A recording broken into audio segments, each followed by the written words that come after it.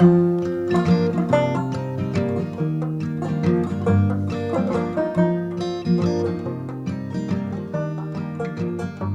really love the pigs. I mean, I love the animals themselves, and I like working with them, and I've always been really interested in cooking. I went to the French Culinary Institute right out of college, but I never really worked in the restaurant industry. I was programming computers, and I didn't love it, you know, and I kind of wanted to sort of get out of the rat race, move back to the Ithaca area where we'd met at Cornell, buy a farm.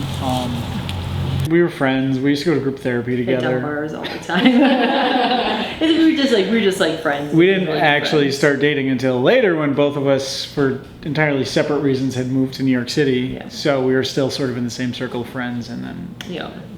Yeah. So we started dating our first year living in New York City, and then moved to New York City. Kind of went from there. We moved to San Francisco after that, and we're in San Francisco for 5 or 6 years before returning to Ithaca or Trumansburg to buy the farm. We bought 30 piglets from Jim Linton over at Pork Chop Valley in Enfield, and we raised them up over the winter in a little greenhouse that we had built, and put them out on pasture in the spring, and finished them out there, and started. That was in 2008. Put up our shingle at the Ithaca Farmers Market, and within a month or so, the business had really taken off, and people, you know, we had regular customers, and we actually have more revenues on the deli side. Selling the burritos and pulled pork sandwiches is actually bringing in more revenue than meat sales are, even when you count the CSA.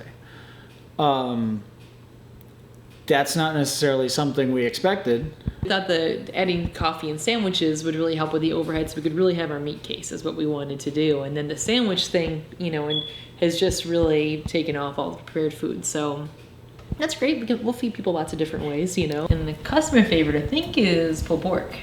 It's made on an Ithaca bakery, locally produced Kaiser roll. It's our house-made pulled pork, which is pork from our farm, and it's slow cooked overnight in our roaster, and then shredded in the morning. And it's a nice mixture of white vinegar, organic tomato paste, local maple syrup, a couple other special ingredients that I'm not going to tell you.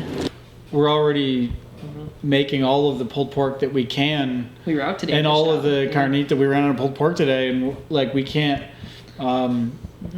Given the size of the pig herd, we can only.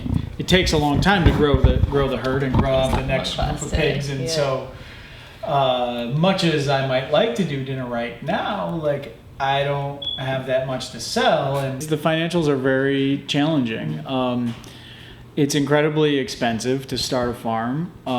We've taken on a lot of debt, frankly, which was not something that we were necessarily comfortable with starting out. But we still are terribly comfortable with. But as you go on, you realize that's, if you want to attain certain business goals, that's just what you have to do. Work in the industry. If you're interested in starting a restaurant, go bus tables, dishwash, you got to know how to do it. It's been really helpful to us.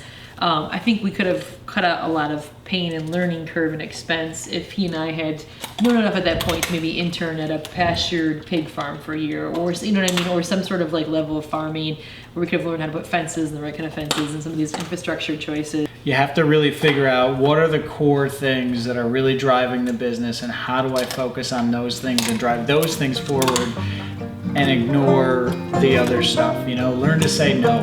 Learn to say no. Yeah.